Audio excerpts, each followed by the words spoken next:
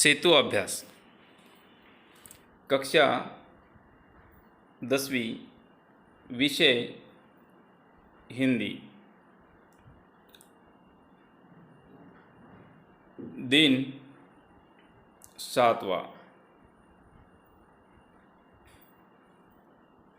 श्रवण, संभाषण, लेखन।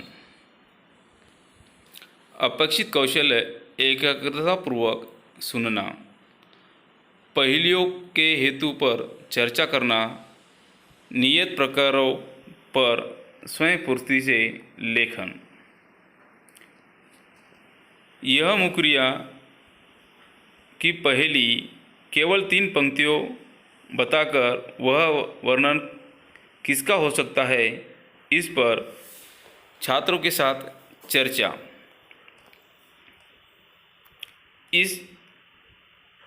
ये सखी, ये जो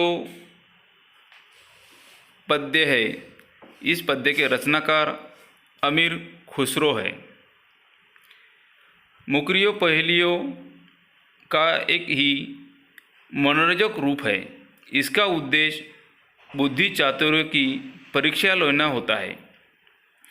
अमीर खुसरो की 9 मुकरियाँ इस पद्य में दी गई है। सभी मुकरियों का उत्तर एक ही होता है, वह साजन होने का भ्रम होता है, पर नायिका बड़ी चतुराई से उनका उत्तर देती है। इससे पाठक के मन को कुतूहल निर्माण होता है। तो इस मुकरिया पर हम गायन करेंगे। रात समय वह मेरे आवे, भोर बहे वह घर उठी जावे। यह अचरज है सबसे न्यारा, ए सखी साजन ना सखी तारा। वह आवे तब शादी होए, उस दिन दूजा और न कोए। मिठे लागे वाके बोल, ए सखी साजन ना सखी ढोल। इस कविता का अर्थ है, नायिका अपनी सखी से कहती है कि रात के समय वह मेरे पास आता है और तड़क उठकर उसके घर चला जाता है। यह सबसे आश्चर्य की बात है।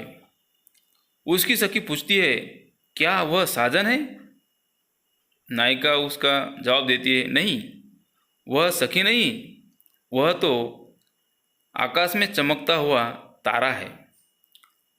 दूसरी मुकरियों में नायिका कहती है कि उनके आने पर ही शादी होती है। उस दिन किसी अन्य की कोई पूछ नहीं होती, उसे अन्य कोई पूछता नहीं।